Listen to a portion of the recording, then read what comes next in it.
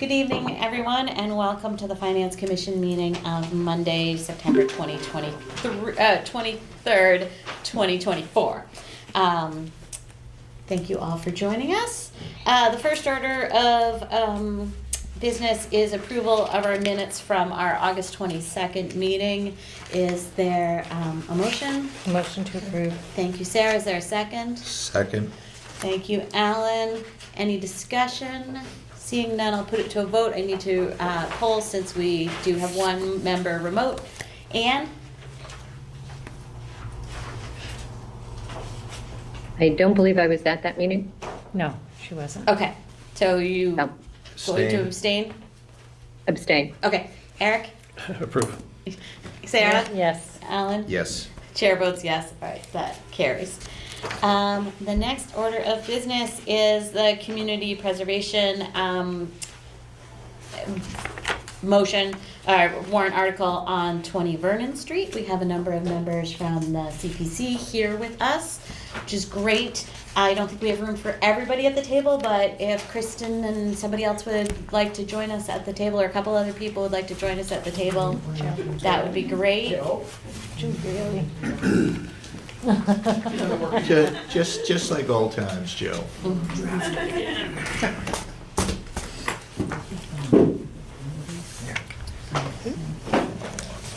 Okay, thank you for joining us. Maybe it would be helpful if I do a brief summary of where I think we're at, and you guys can correct me if I get anything wrong. There was an article that came before all of us, that was scheduled to come before town meeting in May, that then the petitioner, Caritas Communities, withdrew. They have since submitted an updated application to the CPC with a request for now $800,000, but an increased cost of the project. That has been recommended by the CPC. That recommendation is necessary but not sufficient to fund a CPC project. What really drives this, what really funds it, is the vote of town meeting. FinCom's role with regard to anything that comes before town meeting is any financial article that comes before town meeting, the FinCom is asked to make a recommendation to the town meeting members. So what we are discussing today is the FinCom recommendation to town meeting. If FinCom votes against this, that does not prevent this from going to town meeting. It would just go to town meeting members with the note that the FinCom either approves or does not approve, and what the vote is on that. So that is what is before us today. Hi, Sarah, welcome. That's okay.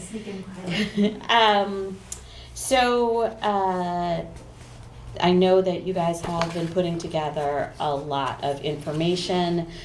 Do you want to give us a quick summary of things that you would like us to know, or do you want us to dive right into questions? Would you like to go with this?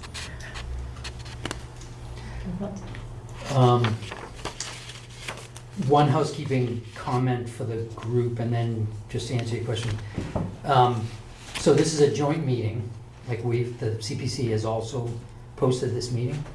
And frankly, I guess I'll direct this to Sarah and Kristen, but it's my opinion, I'm not the chair of the committee, but it's my opinion that before any of the CPC members can weigh in with questions or comments or anything, and I assume that we're going to, I would suggest that we open the meeting. Sure. Our meeting. You've opened yours, but I think from an open meeting law standpoint, I think we need to open our meeting. Mm-hmm. Okay, so I'd like to open up the September 23rd CPC meeting being held at the Town Hall, 6 p.m. And given that all of us are here, we do not need a roll call vote, so All in favor? Aye. Aye, okay. CPC meeting is open. Okay, Thank you. Thank you, sorry. So, the working group started in July, maybe the beginning of August or thereabouts. We've met a few times. Mostly recently, we met with Caritas and members of the town council's office. And we've made a lot of progress in the last couple of weeks especially. We could dive into literally pages and pages of findings, comments, details, etc. But since Sarah's on the working group, I'm not quite sure like how much you already know. Sarah's been very diligent about forwarding things along to us, so I yes. figured so. Yeah. I mean, we could give you a wrap up, but you probably already have I everything we have. I guess the other thing that I believe is accurate, and I want to make sure I understand this, is that the CPC is recommending $200,000 from the housing restricted part of CPC funds and $600,000 from the unrestricted. Town meeting members are limited to either rejecting that, approving that, or reducing the amount, but they can't make any other changes. There are no other changes that can be made to the motion. To that point, including changing the ratio of housing versus unrestricted. Right. Yes. Just the Can overall I, number, just yeah. for what, I mean, you can't change the ratio or you can't change the amounts. You know what I mean? You can't say, That's a good question. Does it have to be, like a 1-to-3 ratio? Or can you just say, we don't want to fund any housing as an example, only spend 600 of unrestricted? I don't know. I mean, I don't know whether that's, the case or not. Right, so at this point, we've voted on 200 and 600,000. Yeah. If someone were to make a motion from the floor to drop it from 800 to, let's say, 300, Okay. we would then have to go back and call for that split. So the statute doesn't speak to this particular question, but Yeah. the standard is kind of, if it went from, say 800 to 600, you would reduce each bucket by Okay. that same proportion. That, again, there's nothing that says that has to be the case. I know there's been discussion about the housing bucket versus the undesignated bucket, so I can certainly check in with Okay. the coalition about that, but I've had this conversation with them before, they've Okay. done a lot of clear guidance, but I would certainly get. Okay, so if somebody tries to do it in town meeting floor, we'll just have to make sure we have somebody there with a good calculator, so. Great. Right. So, Can I just follow up on Sure. that point, though? If, it's my understanding, and certainly anybody, Kristen or anybody can weigh in, but it's my understanding that if someone on town meeting, and this might be jumping to chapter 5 here, but if someone from town meeting were to vote to reduce it from 800 to 300, just to throw out a number, our next step would be that, or collectively, I guess, town meeting included, our next step would be then to turn to Caritas and say, can you do that? Can you go forward? Can you fill the gap from another source or other sources? They've given no indication that they have even broached that subject with any of the parties involved. If their answer is no on town meeting floor, then the project is dead, unless there's another motion somehow to jump the amount back up. Mhm. If they, go ahead, finish, yeah. if they say, we'll give it our best shot, we will try that, but there's not a, definitive answer on that, we could move forward, we collectively, town meeting, et cetera, we could move forward with however the motion stands at the time and vote on that motion. Right, so what I was gonna say is I believe that, if what town meeting is voting on is offering a grant to Caritas with a lot of stipulations around that grant. There's, contingencies, or not contingencies, but there's criteria that they have to meet in order to actually get that grant. But if town meeting were to vote to reduce the grant, like town meeting could still make that vote, and then Caritas would decide whether or not they wanted to take the money with that smaller amount of money with those things. I feel like, that doesn't necessarily all have to be decided at town meeting. Town meeting could vote, although of course if they're saying no at town meeting, if they want to say no then that would be their prerogative, certainly. Right. You could always appropriate the money and not spend it, Right, essentially. right. I don't think we're gonna wanna put Caritas on the spot for town meeting. I think town meeting's gonna decide what they're gonna decide, and then we'll go back to them. Right. But if their answer is absolutely not, like there's no question Okay. that they just can't make it happen, and for all we know, they've already approached others with that possibility. If they come, I would recommend that we ask the question before we vote. No, I agree. Because if we vote and it's whatever the result of the vote is, if their answer is "No, we can't do it, then it's a waste of town meeting's time. Mm-hmm. Yeah, I'm asking I just want to clarify that I'm asking all of these questions now because FinCom's role is to make recommendations to town meeting. So as things may be moving on the fly, I want us to be prepared to respond. Yep. Joe? I think at the public hearing, that came up, and they said they would have to go back to the drawing board. What they would do is if town meeting voted in that lower amount, they said pretty much that we'd have to see if we could fill that gap somehow. So it wouldn't all happen at town meeting. No. And what they would do is they'd have to go back to the state and ask again if they can help them out to fill the gap. Yeah. That's my understanding. Yeah, and I don't wanna get into a negotiation in town meeting with Caritas. But I think I might recommend that, like, FinCom always opens a meeting before town meeting so that if something comes up, FinCom can have a discussion. And CPC may want to consider doing the same thing, posting a meeting for that night so that you can, if something does come up, that you can meet as a committee during town meeting and respond. At the most recent working group meeting, Yeah. we did mention, it wasn't phrased as a question, it was more, expect that this will occur, that somebody in town meeting floor will vote to reduce the amount. Mm-hmm. So Caritas is aware that that's I'll say strong, I don't know if that's true or not, but that is a possibility. They didn't respond at the working group meeting, yay or nay, or Right. we'll take it under advisement, but I think it was our understanding, though, that they didn't want to go back to the state until they knew, right? They Right, did not want to right. go back to the state That's what they said. at that the many public hearing, times. Yeah, Right. right, that's Right. my understanding, Yes. so. Same here. They want to go back when they have a number, whatever number that might be, 800,000 or less, based on town meeting's actions, so. They won't have an answer that night, but it didn't appear that they would, so, to me. So then the question is, if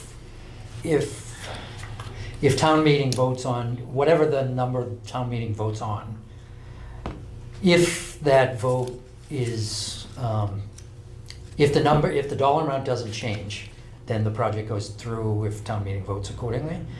There's no question. But if the dollar amount is reduced, town meeting votes on it, Caritas's response is, we need to go back to the state.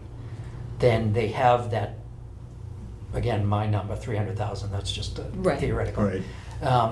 They have that going forward, that's the target. Mm-hmm. Yeah. If they then go back to the state and the state says, no, we can't do it, or whoever the potential Yeah. source is, then Caritas would need to come back to us and say, we can't proceed with whatever that lower number is. Okay. In which case, it was an open project as of the end of town meeting, and then we'll just close it in our usual sequence. Sure. Okay. Okay. All right. So I think that was helpful. I would presume that if an applicant comes forward and says, I need $800,000, that's because they need $800,000, not because I'm asking for 800, but what they really want is 500. I mean, that's a little disingenuous. I mean, I would think that. Oh, yeah, You know? I mean, I understand that, but on the other hand, they originally came to us for $1 million, and now it's 800. So, unless I understand of them not going back to the state unless they have a number. I mean, really, how many times can you go back to the well?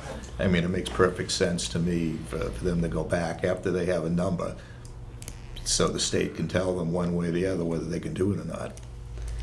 But I also think that, when we did some research into CPC projects that have been done in other communities for veterans housing, we didn't find any other communities, at least in the last 5 years, that had contributed $800,000. The one that we found that was largest was around a little over 500,000. That was all out of their housing fund. It wasn't any unrestricted money. And some of the other projects we found, it seemed that they had other funding from other nonprofit sources. Like that was mentioned at the hearing, Yes. like something like Home Depot, I think was mentioned, and some others that, so it's not, so I'm certain that if town meeting approves $800,000 for them, they will gladly take the $800,000 and move forward Right. with that project. But I don't know that, so they may need $800,000, but if it doesn't all come from Norwood, it doesn't mean that, That is true. Yes, I see. there's no other Yeah. place that money could come, that it necessarily is dead. Are there questions I have some questions, but I want to let other members weigh in and ask questions if you've got them before I jump Can I ask in. a quick question based on what you just said with the allocation? Mhm. So are you suggesting if we had $800,000 in the housing, this would be a more favorable project? I believe it would be. I think that my sense of what I have heard from pushback from town meeting members is that spending all of this money, and when you look at this, like, the materials that you guys provided us showed that in the last 7 years, about $4 million had been spent on CPC projects. So $800,000 is 20% of that. Like, now this would, once we spend this, it would become $4.8 million. Like, but it's not a small amount of money compared to our CPC funds. When you look at how much money we expect to bring in for CPC this year, it's what, $914,000? So we're talking about 87% of our annual CPC revenues from this year would all be allocated to this one project. And I do think that there's been pushback, there's been concern that that's like if an open space project comes up, that's money that can't go to that. If, some other recreation project comes up, if some other historical thing comes up, we have allocated a significant portion of unrestricted funds. Or your recommendation is to allocate a significant amount of unrestricted funds to this project, and how is that going to impact the availability of funds for other projects going forward?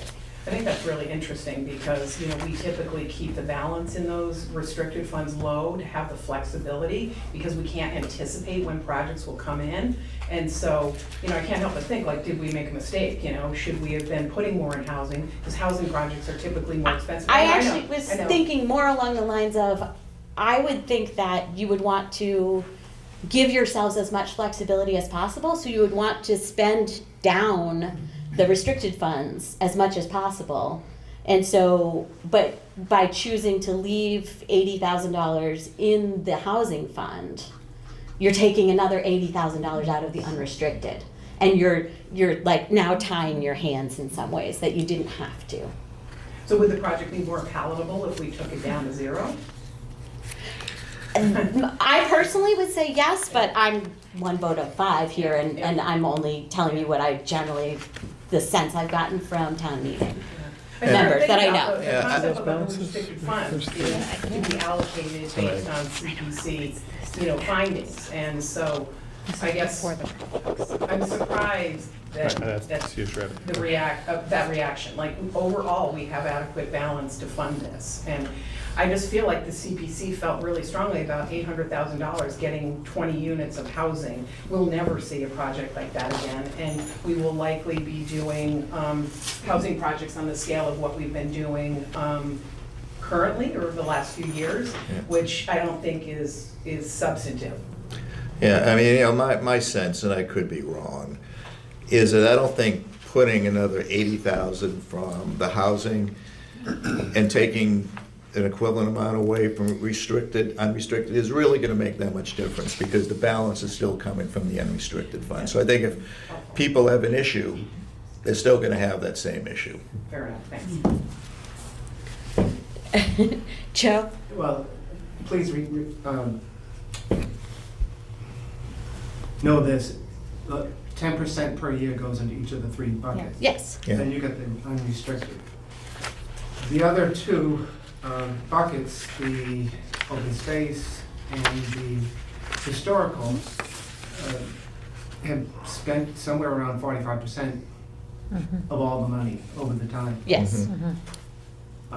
Housing's gotten a very small percentage, I don't have it. I probably do have it, I probably can't find it right 10%. now. But it's very, very small. Mhm. We always take money out of the unrestricted, and I think it doesn't matter where the money comes from in that sense. It's kind of a red herring. It's nonsensical to my perspective. I'll go ahead. Cheryl? I just wanted to correct you guys, there's not 280,000 in that housing, there's like 267, Yeah. because we Oh, had- thank you. I was looking back at the 14,000, yeah. numbers that went Yeah, before. because we had discussed if we wanted to drop them all the way down, because we also discussed our board, since we're a 9-member board, that we know at some point in time, there's gonna be a project that's gonna be huge, and we're gonna have to do borrowing. Mhm. We know that, and we're very aware of it. But while we're able to pay things, we prefer to pay it so there's no interest or anything like that. And we already know these buckets are gonna be replenished, and then the state matches it.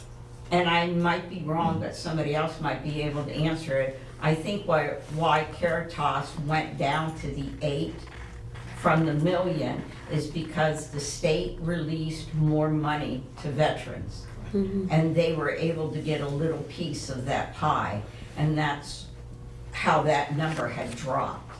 And then they let us know, hey, we can go down this far. One of the other questions that has come up is about the appraisal for the property. Can you tell me where that stands at this Again, point? I spoke to the appraisal firm this afternoon, and late this week or early next is the expectation of when we should have that in hand. Okay. Okay. And, Do you mind if I just clarify for the record too? Because we've been receiving lots of inquiries and questions about the appraisal, and it was a long drawn-out process having to do with, reaching out to people, them having passed away, hiring a firm and having to step back, fundamental misunderstanding, and then really trying to work with the town council and other town departments to identify who the appropriate party to do this appraisal was. I think this group is great. He clearly has a handle on this. He's been very communicative, and like I said, it should be here in the next week or two, but okay. that's the Great. backstory on that. I was looking at the proposed grant agreement. That, I didn't see anything in there about the appraisal, but maybe that is something that would be in the town meeting motion instead, that it would be contingent on an appraisal? Or do we think we'd have the appraisal by Yes, then we- anyway, yes. so, okay. Yeah. I did have a question, though, about the draft grant agreement. Back in May, when we were discussing this before, FinCom had received a draft of a term sheet Yep. between Caritas and the town. And there were stipulations in there that I think it was like 12 months to actually purchase the property, and then 24 months to pull together all the rest of the financing, and then another 24 months to get a certificate of occupancy, because we don't want to commit all these funds unless there's actually going to be housing that's going to come out of this. But the draft agreement that was given to us now doesn't say anything about a certificate of occupancy, and it gives them 5 years to pull together the rest of the funding. I personally am really uncomfortable with the idea of turning over $800,000 and then possibly it can sit there for 5 years. But at that point, they would have taken over ownership of the property, And so then it would be dropping off of our tax rolls because it don't come back onto our tax rolls until it gets a certificate of occupancy, right? That's the way this would And work. I can respond to this too. So you all know Peter McNulty, of Town Council's office, submitted a draft grant agreement. He was provided with the term sheet and the prior grant agreement, and this was his first draft essentially. And so we did get back to them with the question, both the three terms in there as well as the revenue sharing and pilot payment, and asked, A, were they legally permissible, and B, why hadn't they been included? So they had indicated to me that they would get back to us by tomorrow, and so, but they also stated this was their first draft. Peter McNulty had not been involved until last week, or whenever the working When we group, met last, yeah. He's their real estate guy. He does these, and this was his first cut, and it's not a final draft by any stretch. I mean, we're trying to get this done in time for town meeting, but it's an iterative process, and we're doing we have a lot of balls in there. We're trying to get as much feedback and turn this around as quickly as possible. But they have been contacted. They know that there are questions, and we fully expect an update to this. I just want to make sure I clarify, I'm understanding who we're talking about. They. They is the law firm that represents the town. Correct. Okay. But then now, where does Caritas stand on this? So Have they Caritas agreed to this agreement? They had agreed to the term sheet. These were Right. provisions that they were comfortable with. So they haven't. They've seen this, but and Greg and I have been playing phone tag over the course of this week as well since this came in. I don't have any reason to expect that their position has changed. They had agreed to this when it was developed as a term sheet. They do have a board that they have to bring it to, but I would imagine that they fully expect to see the provisions of the term sheet included in the draft grant agreement. Okay. So just clarification on what exactly it is that we're going to vote on, both here and at town meeting.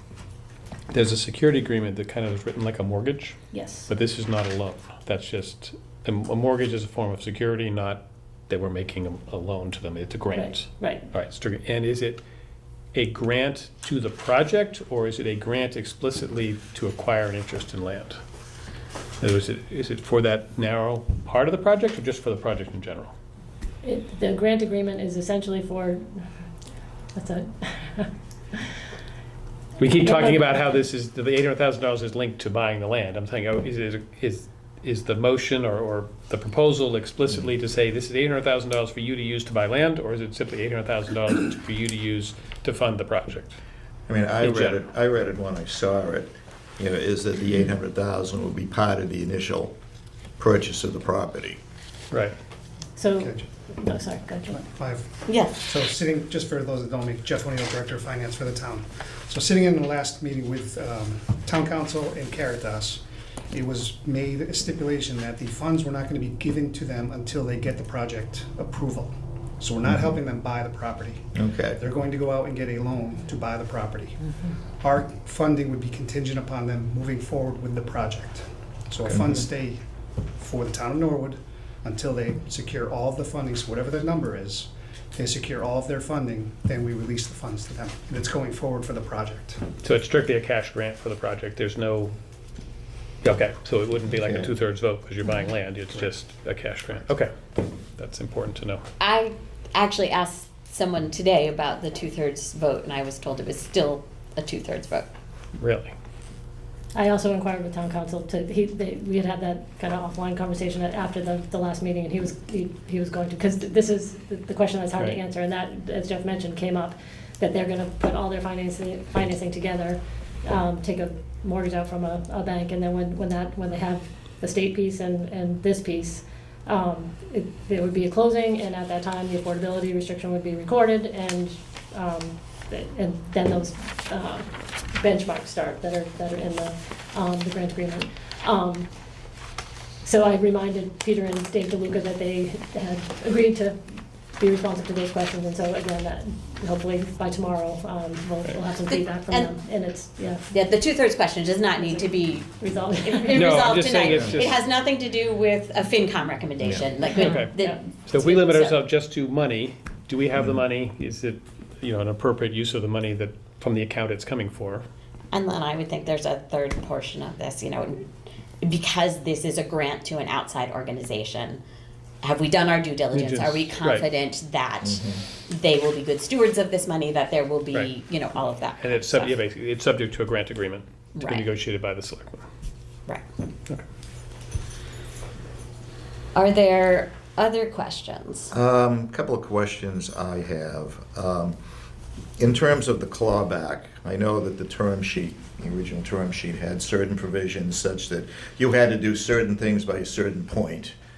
But after that, you know, from our perspective, I mean, we lose control out of any money that we originally, you know, would be given to Caritas. So one of the things I was thinking of or talking about when we're discussing clawbacks is some kind of maybe, you know, descending scale where if, let's say it's 20 years, after 5 years, if for whatever reason they can't continue with the project, we get a certain percentage back. If after 10 years, they decide they can't proceed, we get a lower percentage back. I mean, was that type of sliding scale ever discussed in any discussions or any clawback discussions?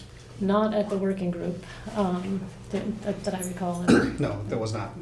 The last, when we left it, it was a lien holder. So that's where. This is a lien holder. Correct.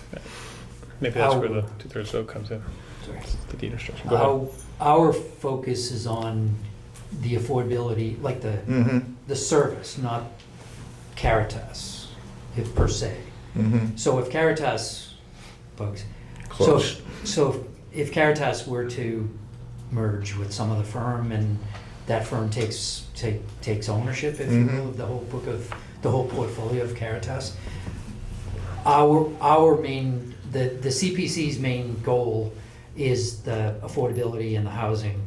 The deed restriction. Of the deed restriction. I Right. invited this guy. Right, so that's our main purpose. If there's nothing that triggers any of the restrictions or covenants or whatever we might want to describe them, if Caritas merges or if something occurs, our main focus is the service and the benefit to the community of having that type of resource available. Yeah, my thought was that as soon as they get the certificate of occupancy, our ability to claw back any of that money, for whatever reason, is gone. Unless there's a change in use. I mean, if they decide they, Yeah. Okay?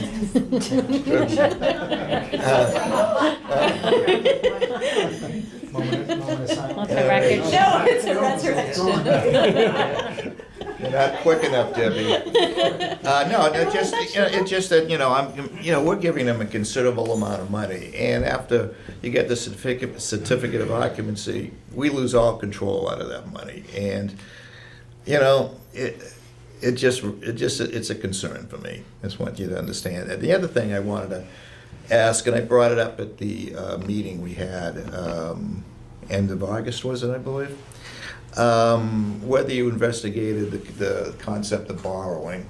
Many communities have done that, and again, I could be absolutely wrong, but I think a lot of people in town meeting would feel a little bit more comfortable if this was a borrow rather than an outright grant. Can I just jump in here for a minute? I want to Yeah. make sure we're all talking about the same thing. I don't think we're talking about the CPC borrowing funds. Like, that was something that Yeah. we were Right. talking about before. Yeah. So this would be structuring this, instead of it being a pure grant, Right. to be a 20 or 30-year loan with possible forgiveness in the future. Correct. But, Right.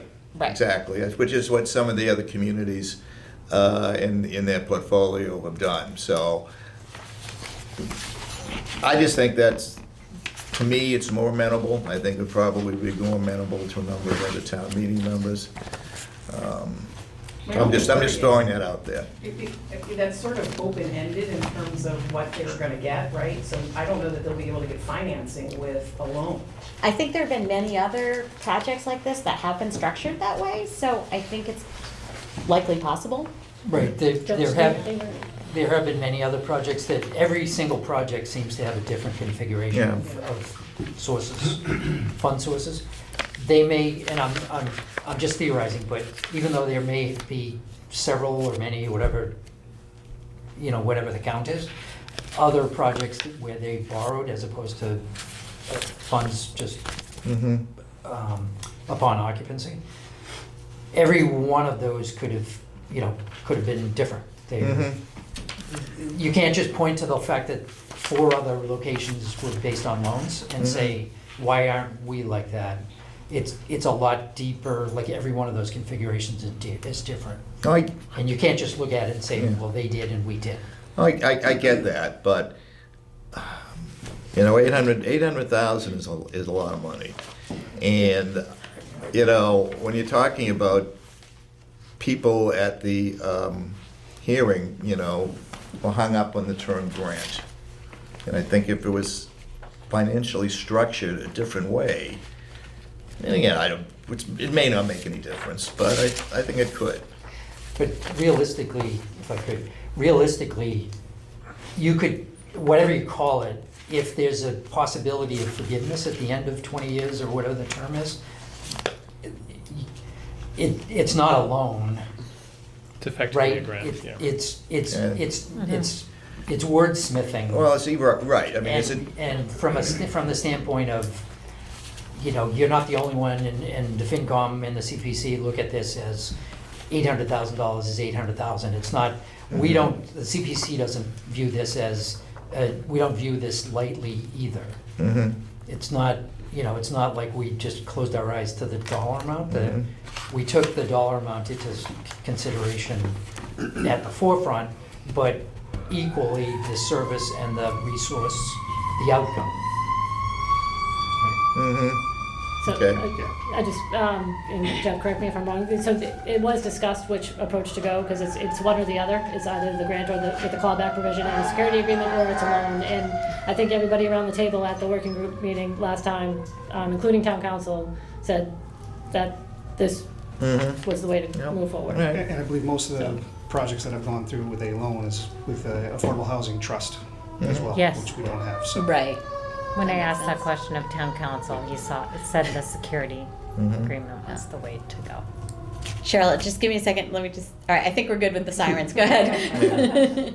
Not on talking about the loan part, but just to correct Alan. Yeah. Sorry. Don't do Under the the first grant one. agreement on Yeah. page 3 at the bottom D, Yeah. it does have the clawback for the recapturing of our funds. Okay. If they don't do X, Y, and Z, that money comes back to us. So they actually have to do certain things. Otherwise, it's a full refund back to us. Is there a time frame on that? They do have, if they don't take ownership of the property Okay. within 12 months, then they have other things like for the project is 5 years of agreement date. Then the guarantee shall repay the entire amount of the funding to the town. The town may take such steps as necessary, including legal action, to recapture such funds. Any funds so returned or recovered shall be placed in the town's community preservation fund. In the event that the town takes legal action under this agreement, the grantee shall pay any and all costs, including reasonable attorney's fees, expended for enforcement of this agreement. Okay, well, again, thank you. I mean, that's good as far as it goes. Yeah. My concern was 10 years down the road after it's been occupied, if something happens, do we have any recourse? Right, and that's the part that I was saying isn't as strong as what they agreed to in the term sheet. And just so everybody's clear, the term sheet said Caritas will close on the property within 12 months of notification of availability of funds from the town. Caritas will secure the full funding award for the entire project within 24 months of closing on the property. And then Caritas will obtain a certificate of occupancy for the project within 24 months of receiving the full funding award. But then it does go on to say that and I think this is reasonable, that the Board of Selectmen at their sole discretion may extend these timelines. So if something were to happen and, it's gonna take 26 months to get to occupancy, it doesn't necessarily have to Yeah. kill the whole thing, but it doesn't give them 5 years to just sit on it. Oh, no, they can't sit on it. But the agreement that you Yeah. just read gives them 5 years to sit on it. Well, they can't sit because they have to have so much occupancy at a certain date and time, because it's still working and we had asked for certain milestones, and Kristen or Joe can correct me. If they sell it, not merge, but sell, I I think we had the agreement, the money comes back. We had different, I could be wrong on it, or it might have changed. I don't see that in the grant agreement. Okay. I Then think it that- changed. Yeah. Okay. I would also say too, just as a reminder, there will be an affordability restriction on the deed for Yes. this property. Yes. So I think in some ways, the language here is a bit of like belt and suspenders approach, right? If our interest, as Joe said, is the provision of affordable housing to veterans, right? That is stipulated also in a restriction against the deed, and that survives a potential sale of this property to whatever organization would eventually purchase it from them. That is established in perpetuity, and those are part of the, you know, the terms of this grant, is that the restriction, you know, also will have to come into play. So I think regardless of Caritas, if our interest is in helping this property come to be so that it can exist and have that deed restriction in perpetuity to continue to provide the service that is our public interest here in providing that affordable housing, there is another layer of protection for the town. Because I do think you're right. I mean, this is an important concern that we should have. But I don't know that that protection means that it would have to be developed and get to a certificate of occupancy. It means that they couldn't use it for, they couldn't I use thought it for market rate housing. Ellen saying was, you know, in 10, 15 years after it's been operating, do we have any protection to make sure that this Yeah. continues to do Right. what town meeting is Yeah, giving this absolutely, grant yeah. to do? And so that's where I'm coming from, right? The affordability restriction also serves to protect the town's interests in that fashion, even if Caritas is not in play at any time. Yeah. The property is still there. I guess now I'm just speaking for myself, not on behalf of the FinCom. I love the idea of this project. And if someone were collecting individual contributions to go towards this is the kind of thing that I personally would contribute to. But the question of, do I think that I should recommend that town money be spent on this? I frankly am a little bit disappointed by the level, by what I've seen from Caritas. I think that they've done a great job I was really impressed by their presentation with ClearPath. I really like their mission. I think that they've done good things in other places. I am really uncomfortable about the fact that back in May, we had a term sheet that we had agreed to. It's now months later, and we get a draft of an agreement that doesn't even include the same protections we had here. We hear that they signed a purchase and sale agreement in December, but it's the following September, and nobody has done an appraisal, and I don't understand this. And we said last May, look, we've looked at what other communities have done for veterans housing and what percentage of a project they have contributed to. We looked at other places and we found numbers that were a significantly smaller percentage than what Caritas was asking us to contribute. And so since then they have reduced the request from us, partly because of, as they've explained, from the money from the state, but they've also significantly increased their estimate of the cost of the project. And when we ask why, what we were told is, well, now there's more contingencies in there, but it really wasn't, honestly, a very compelling answer, an explanation of what was really going on. Are they really, did they really estimate well in the first place, and what happened? And it seems like part of it is, there's a question in my mind is, did they increase the estimate of the cost so that the percentage that we were asked to contribute came down? I don't see any evidence of why the number changed. So I'm just uncomfortable personally with saying, I think it's a good idea for $800,000 of town funds, CPC funds, but still town funds, go to this. Do I have full confidence that it's going to be, that this is a good use of the money? And I think that I do understand the argument, like $800,000 for 20 units is a good deal, it seems. But when you see what other communities have done and how they've contributed to smaller parts of the project, and they've gotten kind of similar amounts of units, I'm not sure this is the best possible deal that we could get. So that's my 2 cents. Anybody else? Well, again, I brought this up at the at the meeting, and Maya, I mean, just brought that up also, is I was really uncomfortable with the increase in price in just 2 or 3 months. And their answer was sort of like, well, we sort of looked at it a little bit more closely. And again, I'm an engineer, I've looked at a lot of projects and been involved in a lot of projects where prices have changed. And for the project to increase like 30% in a couple of months without any real due diligence, it really made me question whether they have a good estimate, and quite frankly, know what the numbers are, and that really concerned me. Any other comments from FinCom? The one item that we haven't discussed, and it's not as significant as the $800,000, is I do think that there is an operating cost associated with this project that we can't forget as well, given the struggles we've had with with the tight budgets that we've been working on. So I think that's something else that we need to remember as time, and I understand that the state reimburses 75%, but it's hard to get. I think the worst case scenario, if I'm correct, was $130,000. Was that what the estimate was? Yes. The worst case scenario, It's a and worst that's case, yes. unlikely. Correct. Unlikely to occur, but it is something that we do have to consider. There will be, and there will be an expense to it. That's just a fact. But I mean, it doesn't. Right, and in the first year, we have to contribute 100%, and the second year, we get 75% back. 75%, so, Right. Mhm. okay, So it's just something we need to remember as we go forward. okay, Not to say it shouldn't be funded, I'm just making the statement. okay. Now, I do believe we also expect that after the renovation, there would be an increased value of the property, and then it would be taxed at the residential rate. Correct. It seemed that Caritas was unwilling to provide any estimate of what they thought the new value would be.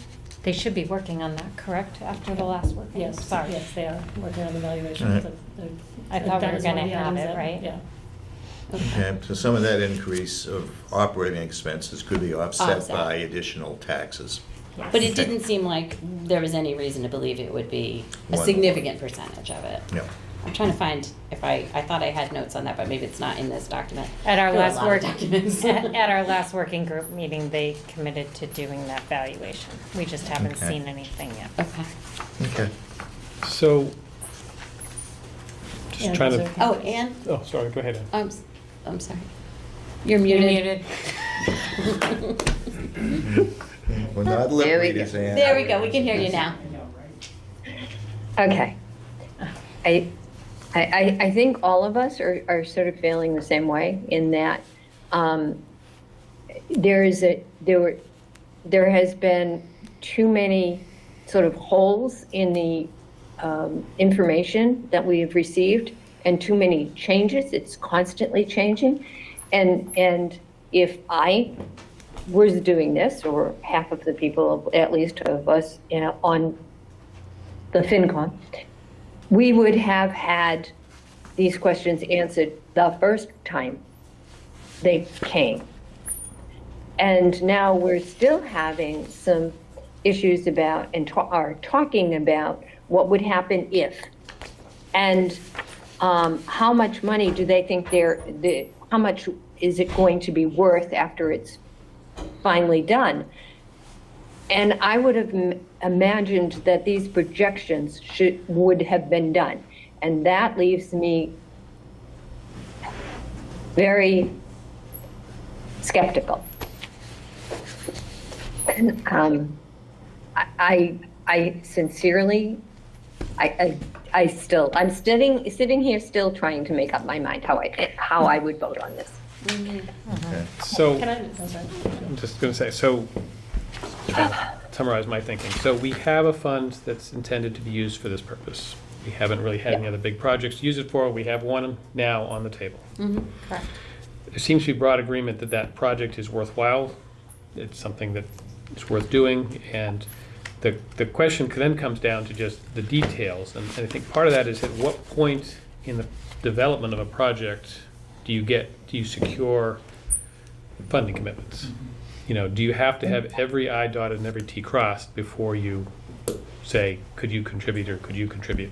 And I'm sure they're doing the same thing with the state agencies that are issuing grants. It's like, you know, how much of the work do I have to do before you'll say whether or not you'll give me money and to tell me whether it's worthwhile to keep pursuing this?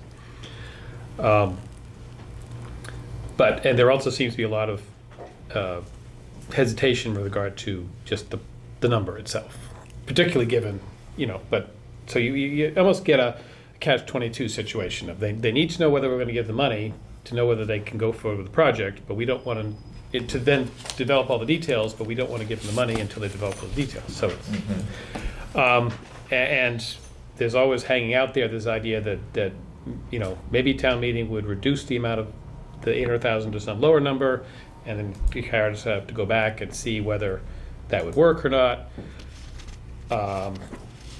I'm almost wondering whether it makes sense to just make a recommendation for a lower number sort of now as a way of saying, is the town interested in pursuing this at all? Or is the Finance Committee comfortable with spending any money on this project at all? And leaving the door open for Caritas to come back later for additional money when they have identified what their needs actually are further on. Does that make any sense to anybody? I don't know. Sarah, it looked like you I feel like then we're doing town meetings work, and I don't think that's necessarily our role. The CPC received a grant application. This is the grant application that is sitting before us. So I feel like that's the recommendation of the CPC for town meeting.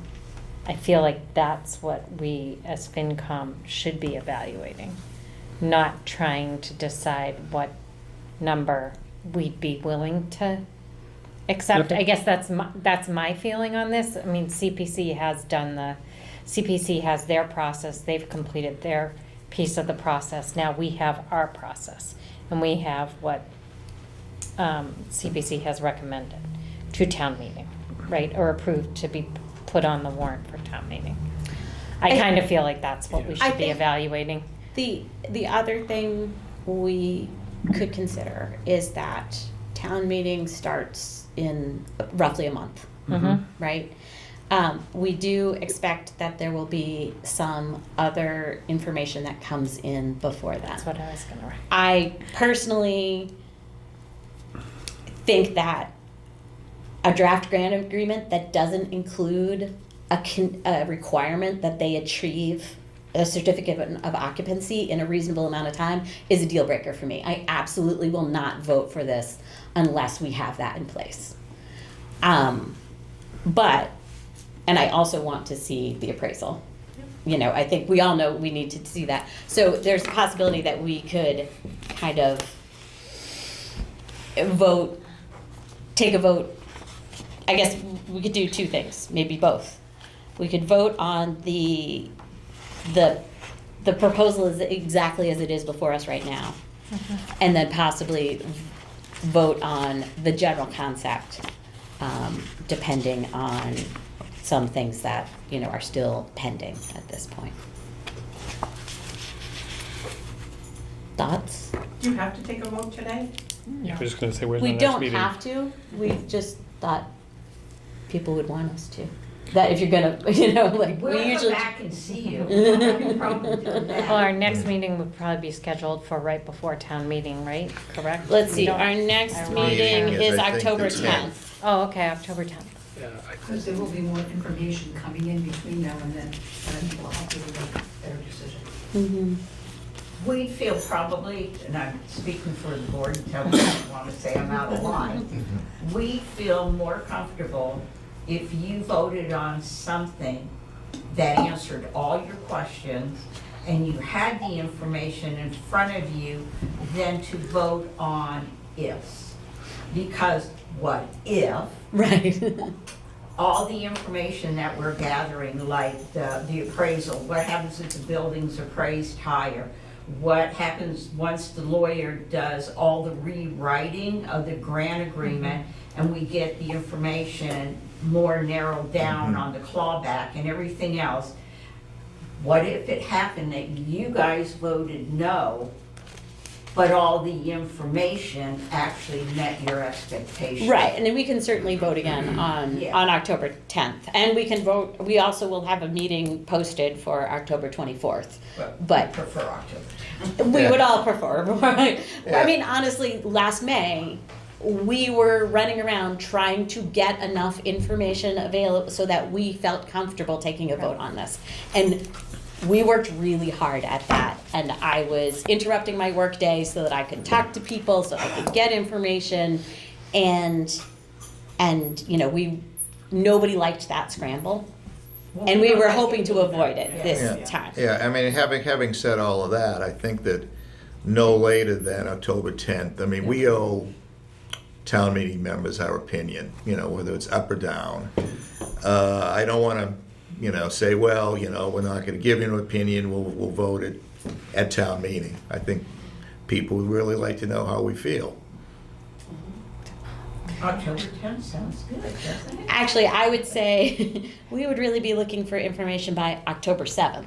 Right. So well, that I mean, we can take a vote Right. on Yes. October 10th. Right. Yes, the Yeah. vote would be Fair enough. October 10th, but we've been waiting like on the appraisal. Our whole commission has been waiting on that appraisal. I know. Because if it comes in lower, it's a moot point, right? Correct. Yeah, It's just, it's dead, dead, dead. yeah. But also the valuation from, which they did say they would have to us before this meeting, Yeah. so. Joe? The thing about, just let me hit a couple of points that have just been raised. The fact that this is a moving target, and every time we look at this, it's a little bit different. The reason for that is because, first of all, CPC is not, we're not working towards your schedule with respect. We're working towards town meeting schedule. Mm-hmm. The reason we started the working group in July, August, whenever we first met, with that date in mind. Absolutely. It took us up until 2 weeks ago, or the beginning of last week, to have town council, Caritas, and the working group in the same room at the same time. What the draft agreement, as it stands right now, it's still a draft, the word draft, but it's subject to change. But what we all have to avoid, if at all possible, is every time we look at the document, we can't say, oh yeah, another thought just popped into my head, so let's send it back for revision. The reason for the working group is we had a member of the Board of Selectmen, member of the FinCom, member of the CPC, and the town manager, all at the same table, all giving feedback and input to the way the document was structured. And in an effort to try to avoid that, we keep bringing up last May, but last May there were four different committees not talking to each other, and every one of those committees was trying to do what everybody thought was correct, but not talking to each other, and in a lot of ways coming into conflict with each other. Mhm. Right? The fact that you're mentioning the draft agreement and the term sheet, not everybody even saw the term sheet until the night of town meeting. Right? You all had input to it, which was great. No, we didn't. No, we didn't. We didn't. This was the members of the Board of Selectmen and this general manager were working, but there were questions. I guess we did get some input that some people asked me, what do you think FinCom would be looking for in this? Okay. But I don't think that, I wanted to be clear that I'm not trying to move the target. I thought that like we had all agreed on at least this months ago. So that's why I'm alarmed that now we get a grant agreement that doesn't even include as much protection as this.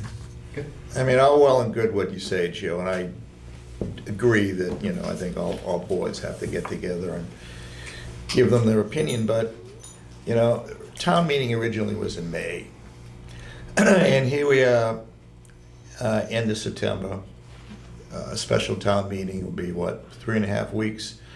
And we still have a number in our mind of fundamental questions on the project. And I'm just saying to myself, you know, what was done in 4 months? And if we still have so many questions, why did this come up why did this originally come up in May?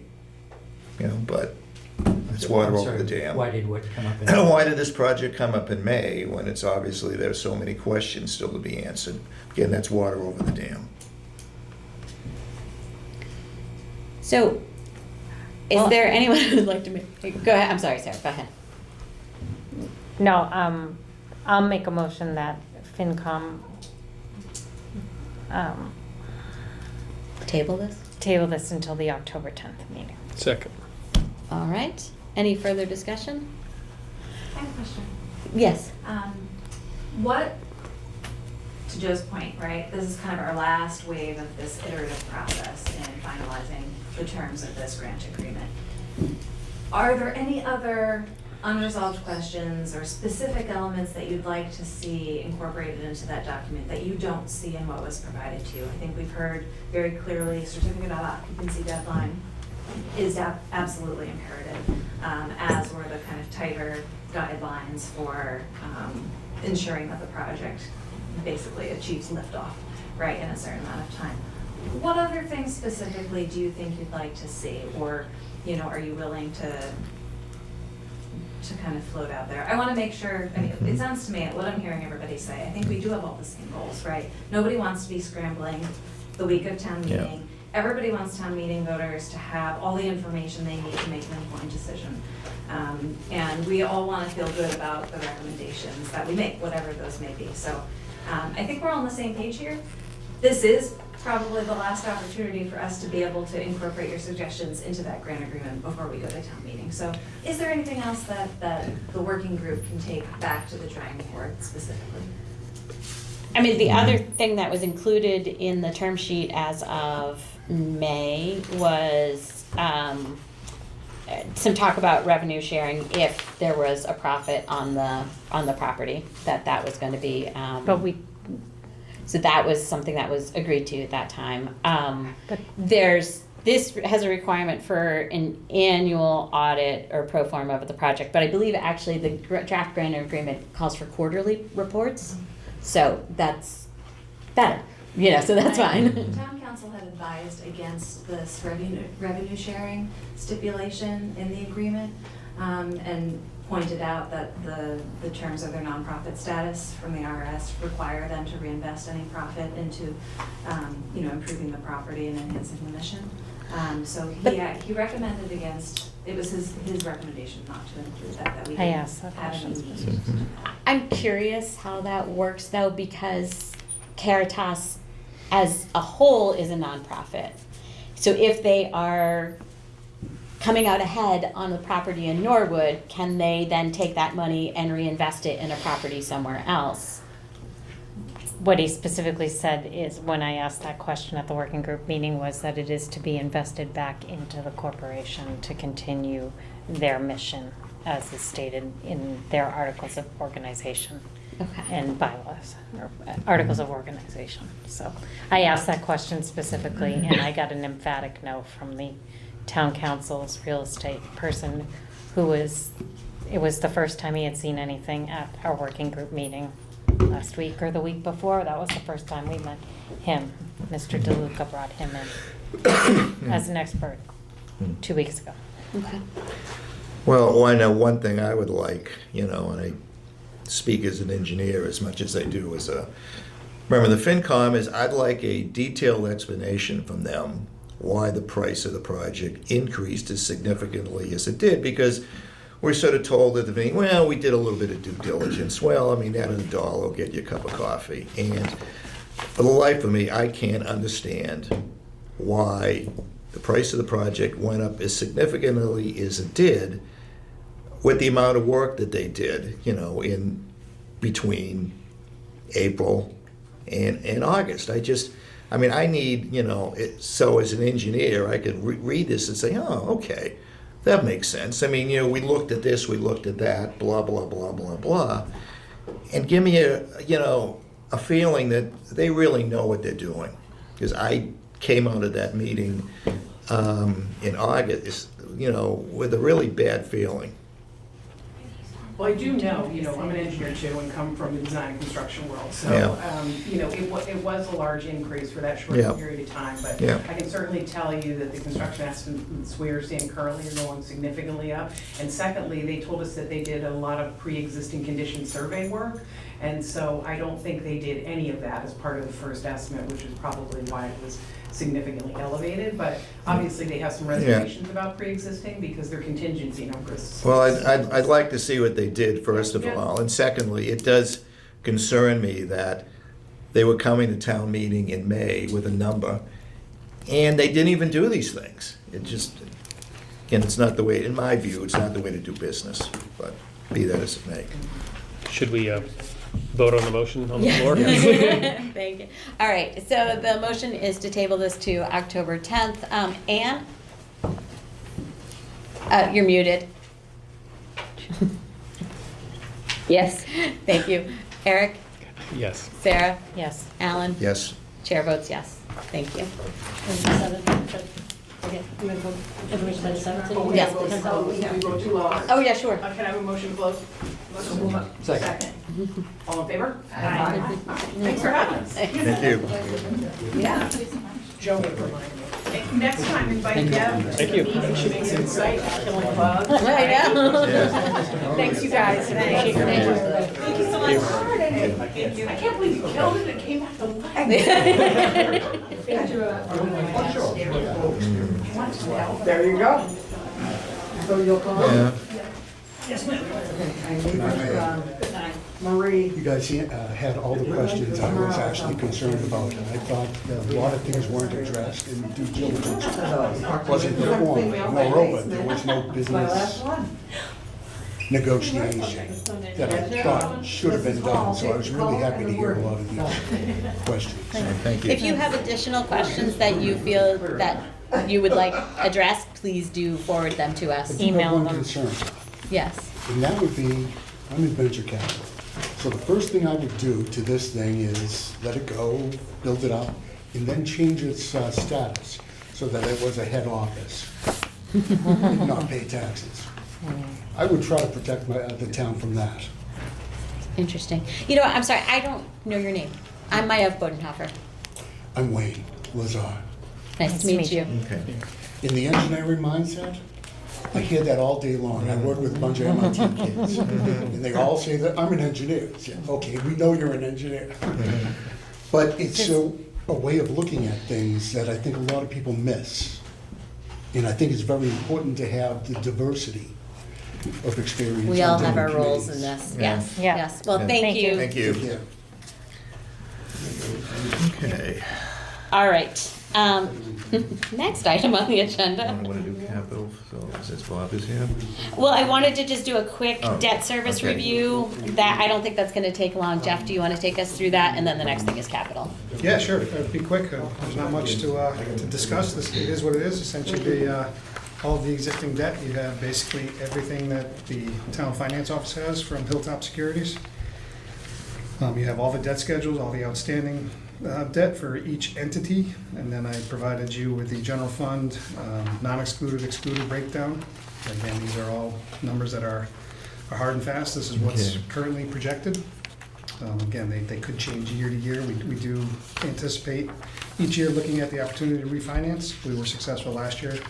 We went out to a bid in March. We got a refinance a little 3.32, so we saved a few $100,000 on that. So we'll continue to do that with our financial advisor going forward. Our Okay. debt levels per the budget, we had I think our equalized valuation, we're at 2.82%, and we want to be in that 2 to 5% range. That's your AAA entities, so we're well within the range there. And our general fund debt service, 5% of current non-utility revenues, we were at 3.22%. Again, we're still there, 7.5 would be our maximum debt level to get to that point. Yeah. And as I mentioned, currently for the capital projects, there's no borrowing currently recommended, but that's still up in the air for discussion. Okay. No non-utility borrowing. The Correct. water stuff is still Correct. being borrowed, but Yeah. yes. Yes. Okay, again, so as I understand it, looking at the long-term, non-excluded debt, in future years, that's assuming that nothing else comes on. Correct, this is These actual, numbers so are- this is actual, right. so the What's decrease currently on the there- books. Yeah. Okay. So, as you would expect. So in subsequent town meetings, if we vote more debt, then, certainly these numbers go up. Correct. Okay, good. Okay. Yeah, the expectation generally would be that if you look at what you have on the books now, it's gonna go down. Yeah. And if you look at what's likely to happen in the future, you're likely to more be a level. Yeah. As things go on and off, so. Right, right. I think, just a reminder to everybody at the last fall town meeting, I remember it was in October or November of last year. November. We were talking about our debt service and how our goal was to basically keep that debt service number level. Level. Yep. That's something that we can absorb in our operating budget and be comfortable with that. That we did do some extra borrowing last fall that bumped up our debt service a little bit, but we offset that with some cash. But now we expect to be returning back to the level Yeah. of the previous year.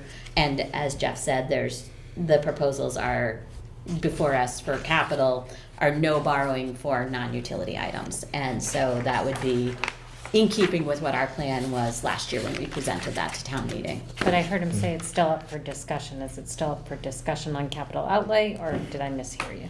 Sorry.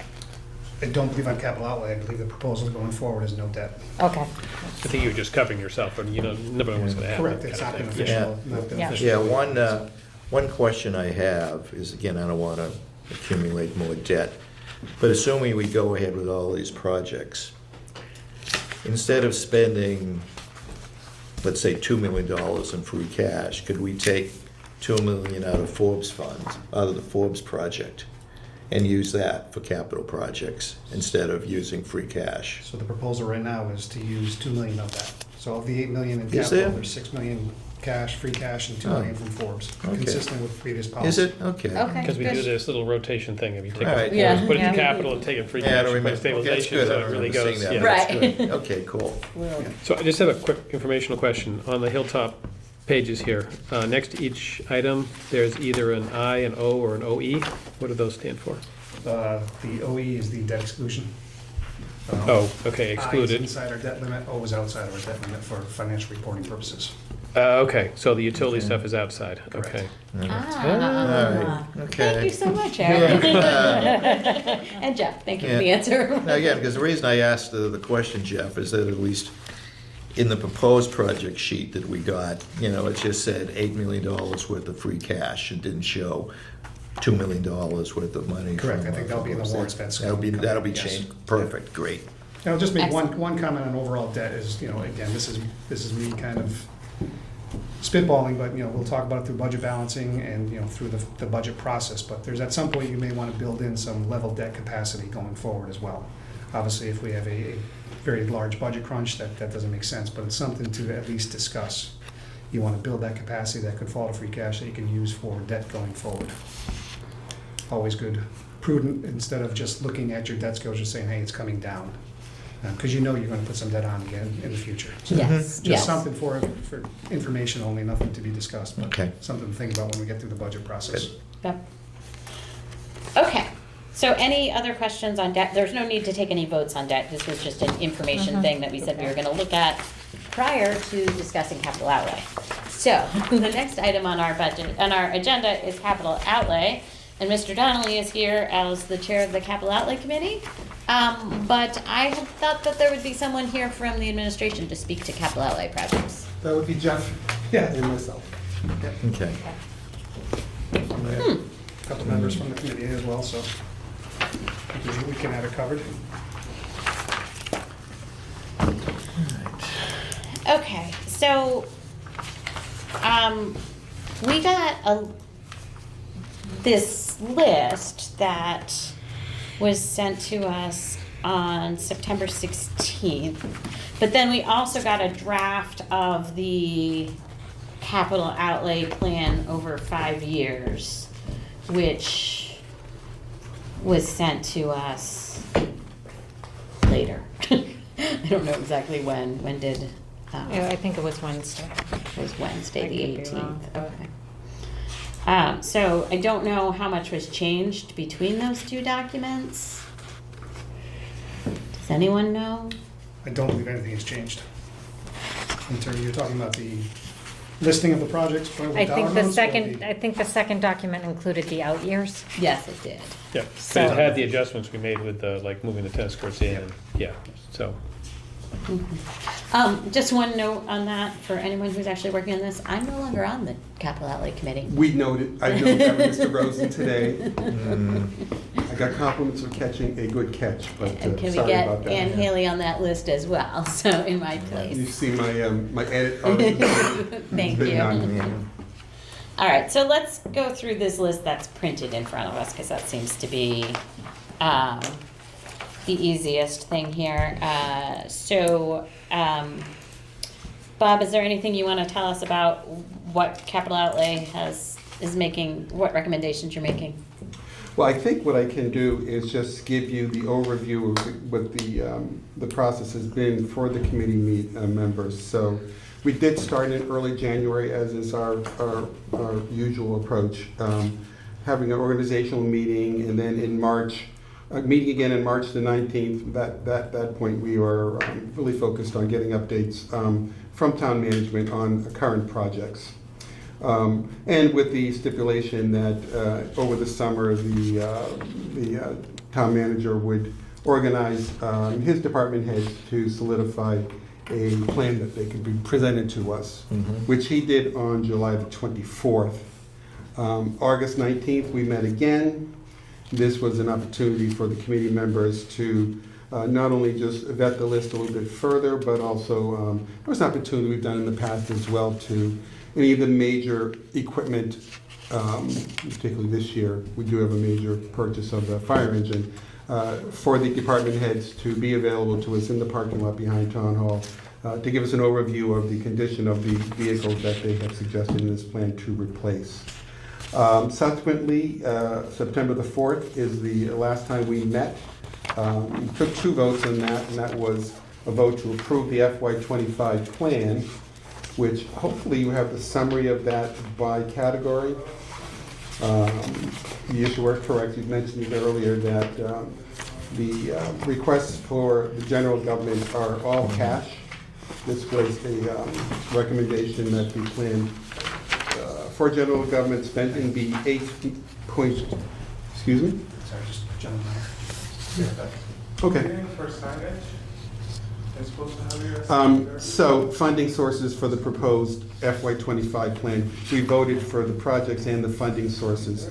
Under general fund, we have free cash, which would be a combination of free cash and Mr. O'Neill mentioned the Forbes proceeds. Good. $8,021,000. Water rates and borrowing, the projects totaled $6.7 million for a total of $14,721,000. There are 2 stormwater projects that are being funded through the federal grant program, ARPA, as well as the operating budget. Add those together, and then, I'm sorry, $1.6 million in ARPA-funded projects. In the operating budget itself, the projects are listed in there, but we already had that approved in May at $2,323,000 for a total capital outlay cost of $18,694,303. Additionally, after we took that vote, was unanimous. After we took that vote, the committee was asked to offer a motion on the 5-year plan that was presented to us, which I assume Mr. Rosen sent that to you, or do you not have the full document on the Yes, 5-year We plan? do have the 5-year plan. So that vote was taken as well in support of the 5-year plan, obviously not a vote on the funding sources that are projected for that plan, but rather in concept to approve the 5-year plan that was presented by general management. This program we had a preview of this maybe 3 weeks ago with the Board of Selectmen. We're scheduled to vote on the warrant as well as the capital outlay plan tomorrow. In general, not a lot of questions. We do have one member of the board who has a philosophical question regarding the program's focus on using free cash for projects versus borrowing. So there'll probably be a discussion about that tomorrow evening when we have our formal vote on the warrant as well as this plan. So I don't have anything else to present to you. I mean, the good news is, I think, as in contrast to last year, you made this point earlier, Maya, is that last year we probably did 2 projects that total over $10 million that were in the borrowing bucket. But given the projections that Mr. O'Neill and Mr. Mizuko have presented to us for our anticipated free cash coming up this fall, we felt that the most prudent way of funding the general government projects were through a free cash standpoint. And that way we're not adding to debt level, and it's appearing that the cash will be available to us to spend on the projects as described here. Thank you. How do you guys want to proceed, FinCom members? Do we want to just go through each project quickly and ask questions? Do we want to vote as a group? What's the will of the committee? I mean, I only have really one question on a couple of projects, but, you know, I just assume vote as a whole, but Okay. that's fine.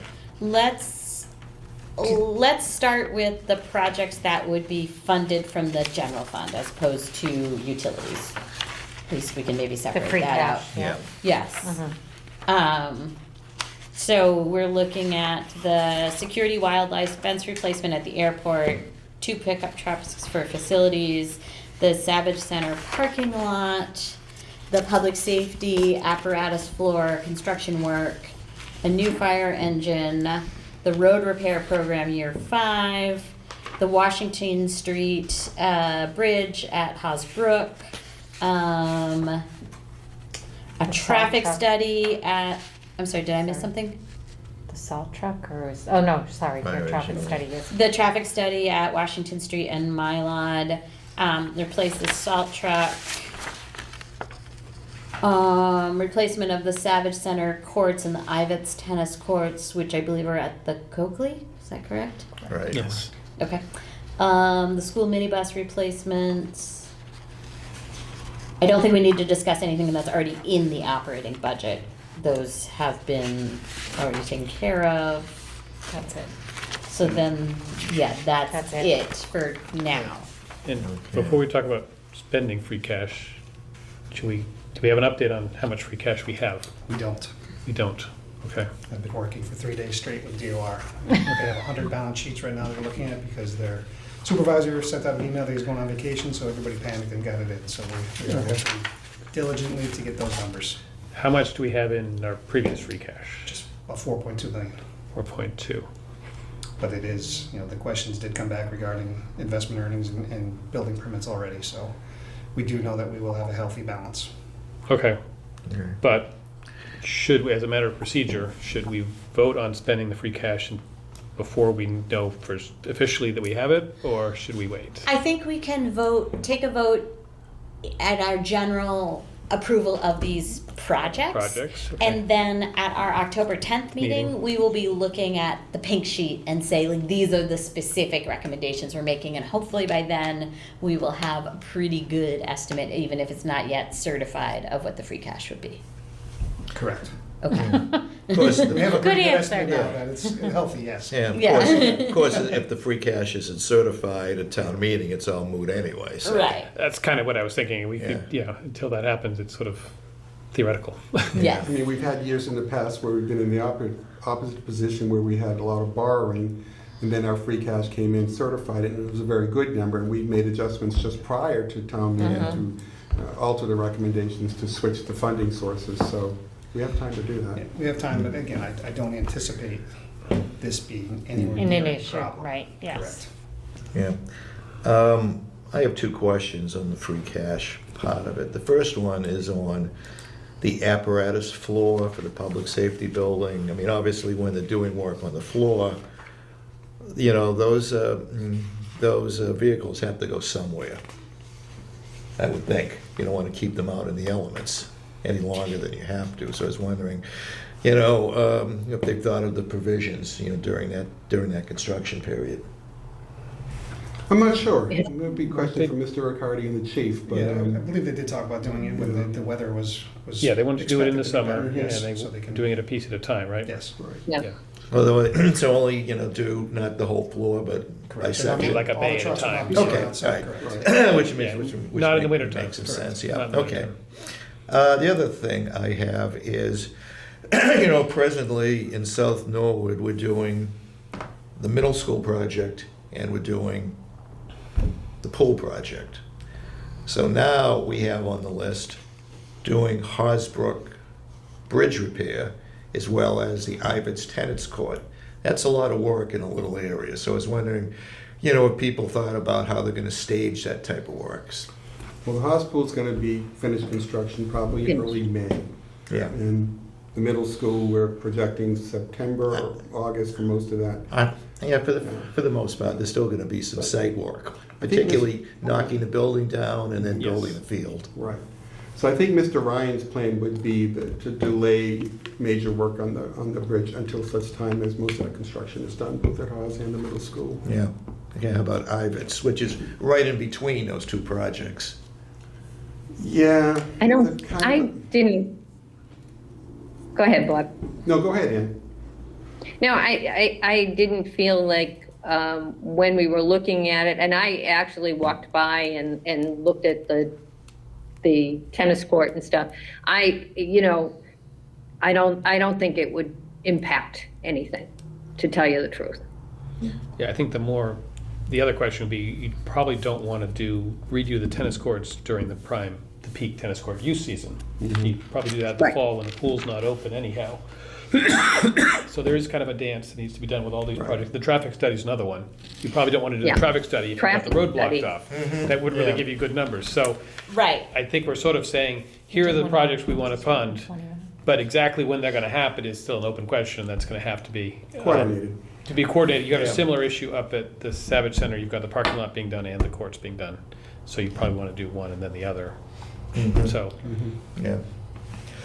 we just need Yeah. to monitor in terms of making sure. Yeah, I it mean, actually you'd probably gets want to do coordinated. both tennis courts at the same time and both parking projects at the same time, just so you potentially can get a better price from one contractor. That is Could be on the same- exactly the way. Yeah. Yeah. Right, they were actually in separate years for funding for doing, but the decision, we had a discussion, Tony had a discussion with the committee, suggesting that we consider having both the Yeah. lots at Savage and the Ivitt's in 1 year, to take advantage of one contract, one set of materials and things such as that. Yeah, no, But the again, contract, I think the idea was one court had to be open Yeah, the courts, yeah, exactly. Yeah. You're not gonna shut both down. at the same Well, time, but you could put up one contract. Yeah. You could shut them down at the same time because they're different sports. They're Okay. Savage, it's pickleball. pickleball, and Ivitt's is tennis. Okay. But again, I think those are the open questions. It's more a matter of, the idea was to have the money appropriated so you know what you can do, and Right. then you can start planning out, Right. moving the Right. chessmen around the board to. Now, for the Savage lot, that is a project which Mr. Riccardi did brief us on. But the work itself he works in coordination with Mr. Ryan, since Mr. Ryan does take care of the paving throughout Norwood. So my sense was that both Mr. Riccardi and Mr. Ryan will well coordinate the various projects they have on the plan to avoid those events. To avoid the conflicts, okay. Okay. I did have a question about the traffic study. We have a brand new middle school that's going to be opening, that's going to significantly change traffic in that area because we'll be adding another group of students there. And so I wanted to know if this traffic study would wait until the middle school was open. Yes. That's what we all asked for. Right. Okay. Yes, Right. as well as the bridge. Right. Not doing it during the bridge Yes. and not during construction of the pool or anything like that. It would really do all this other stuff and then do the traffic study.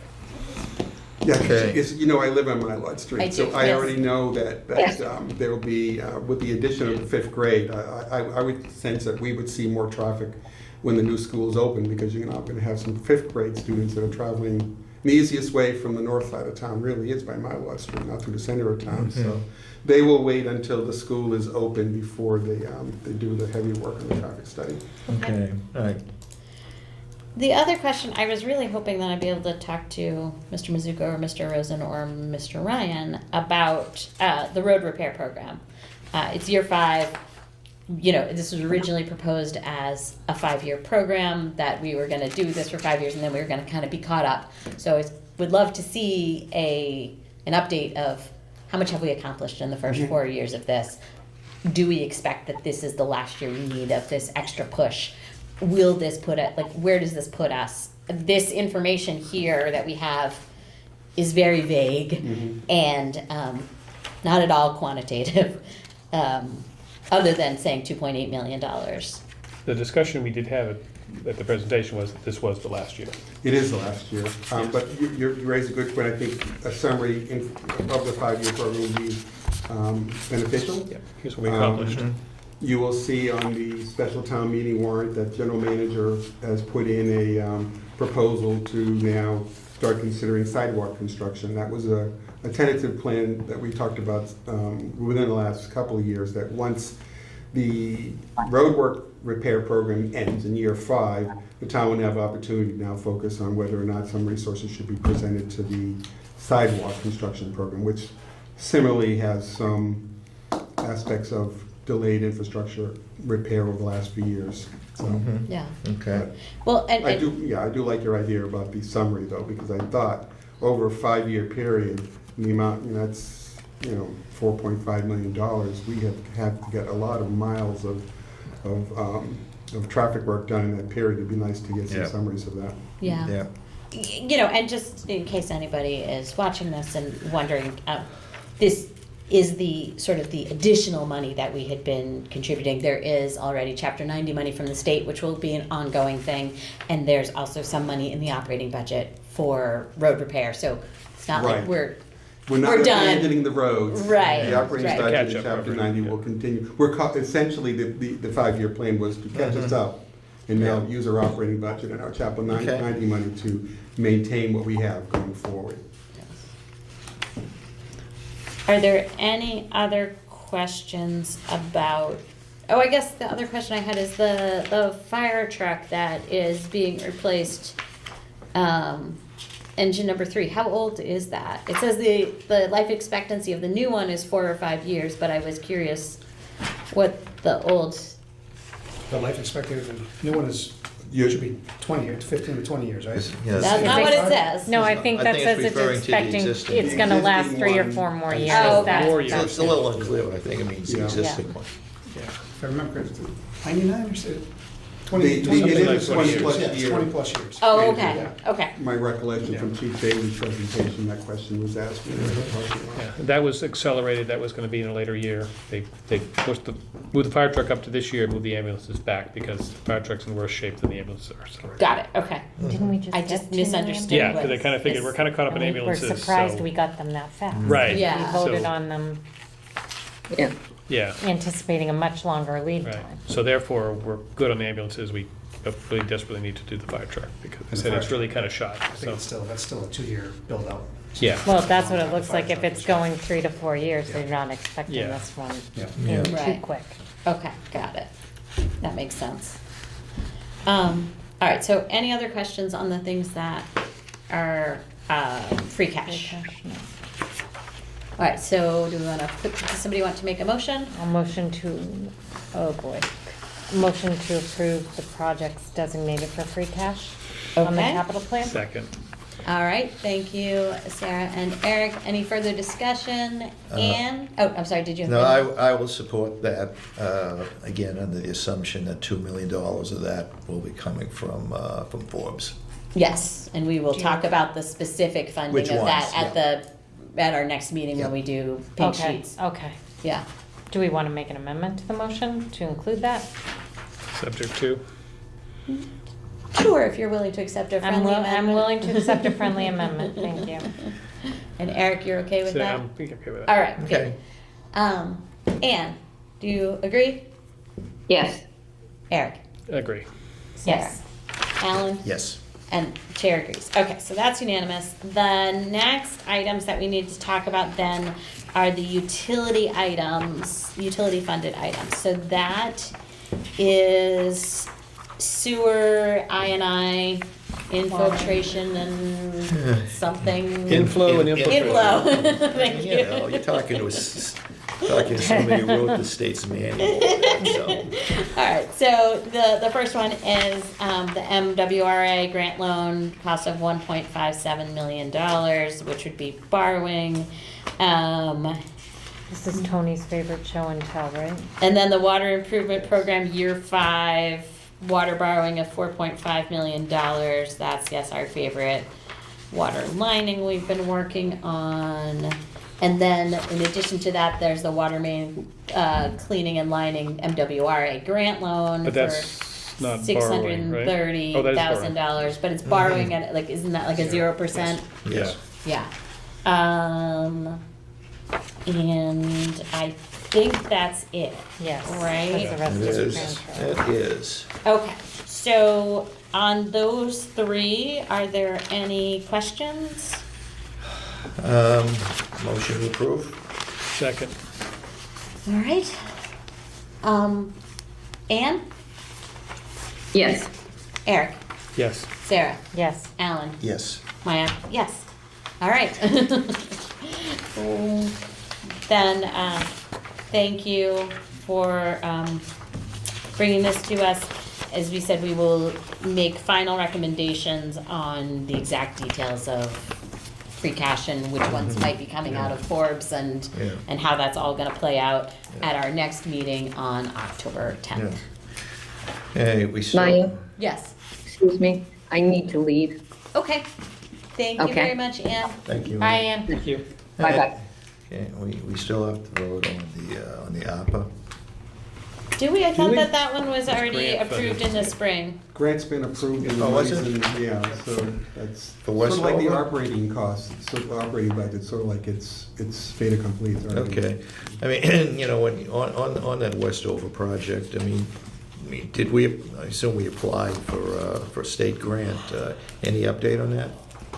I don't have an update on that, no. Okay. All It's a right. small bridge program, right? Something like Yeah.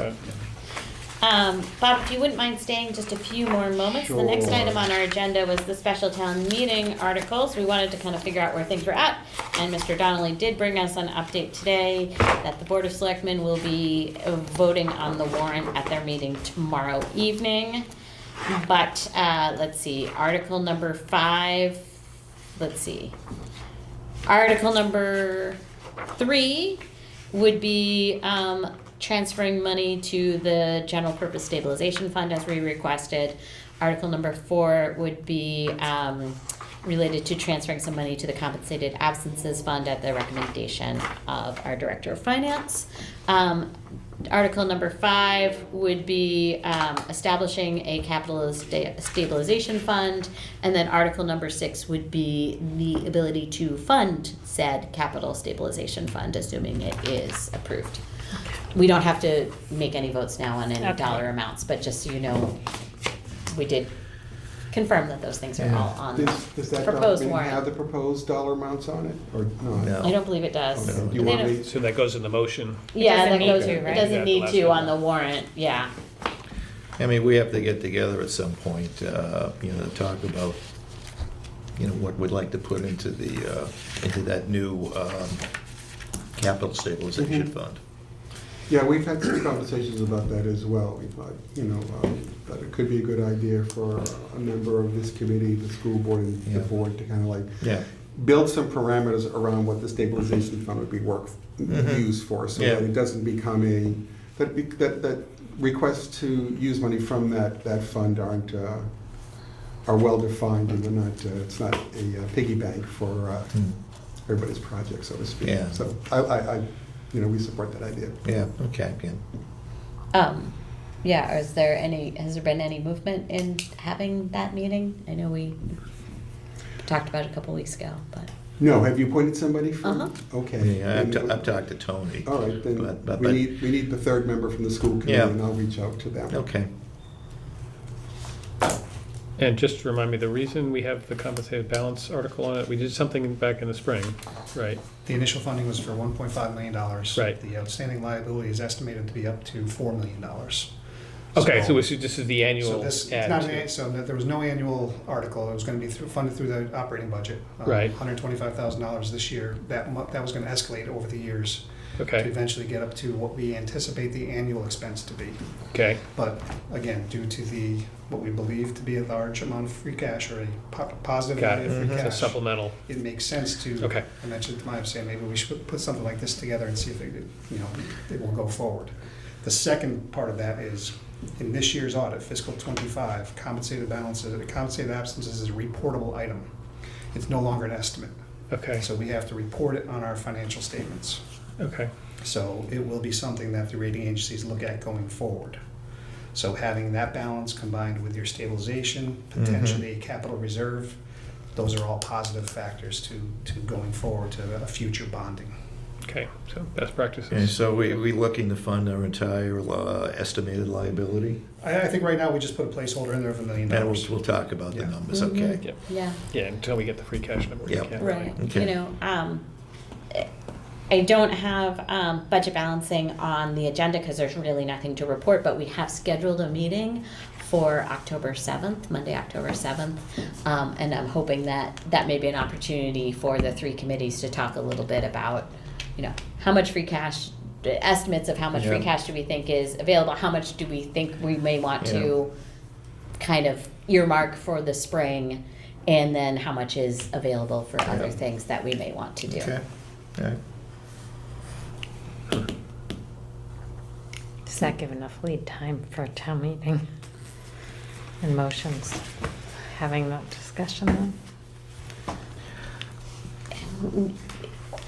The gating factor is when do we get the number for free The cash? certified, yeah, okay. Right, Yeah, so you're like we right. could have the meeting sooner, but it wouldn't I got you. help us, yeah. Mhm. Okay. Although I don't think we could schedule the meeting sooner. It was hard enough to Yes, get it scheduled for I October understand. 7th, I honestly. All right. Okay. So, Mr. Donnelly, thank you. You are welcome to Thanks. stay, of course, but I think those were the things we specifically wanted your input on. I think I'm responsible for dinner tonight, so I better get home. You're a little late. It's always late. Thank you. All right, thank Good you. night. Good evening. All right, next item on the agenda is the school committee liaison report. There's not much to report from the last budget subcommittee. It was really a discussion more of their budget calendar and just how they're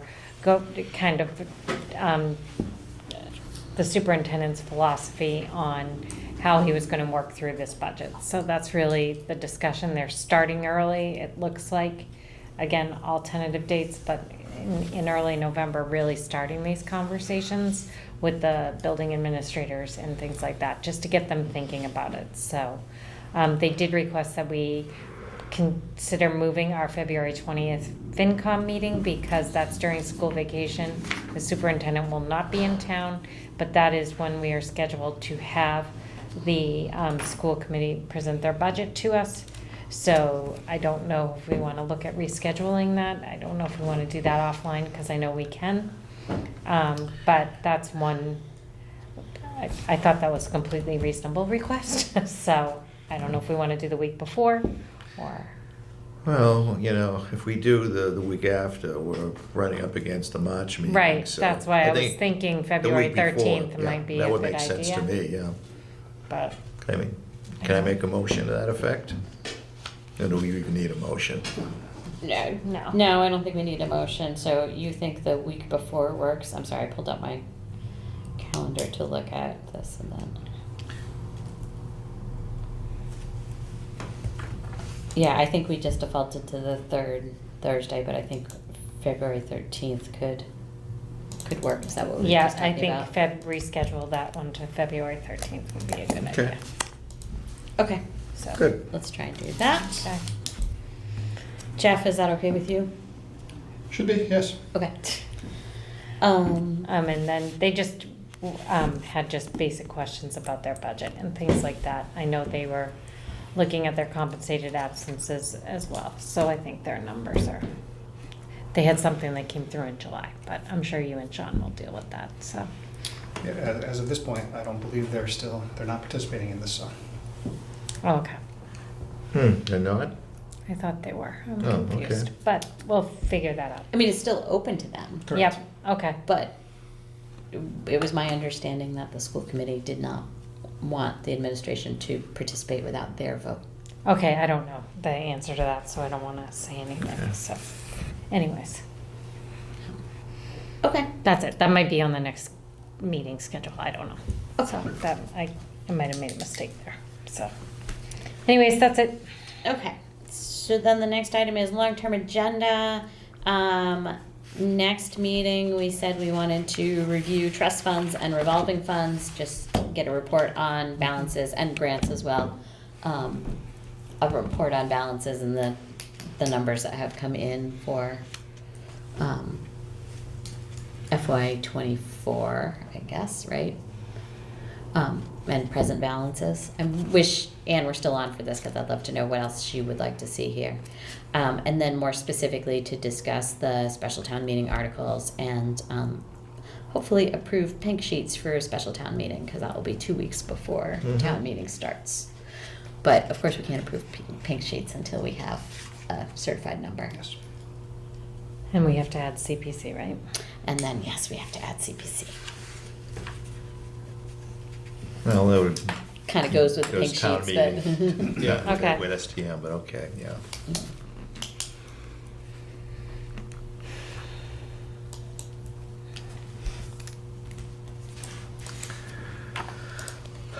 Okay. All right, any other topics for discussion? If you guys could just all email me any questions specifically that you would like regarding the trust funds, the revolving funds, grants, so that we can put together a list of things specifically that we're looking for. Be helpful if we could do Yeah, that. any lead time on that would be much appreciated, because it is doing the balance sheet is a list of, I've talked to Molly and said, we need to go through this to understand better for myself, so I'm with you on this one, but if there's Okay. specific questions, I do need some prep time on those. Absolutely. I don't think I'll have any questions until I see it, so. That's what got me looking too. Yeah, we're in the same boat there. Yeah. All right, action items, follow-up. I think we don't have any specific action items for this committee, right? All right. And so then I'll take a motion to adjourn. So moved? Thank you, Second. Alan, seconded by Eric, all in favor? Aye. Aye. Unanimous. Thank Thank you you. very much. Thank you.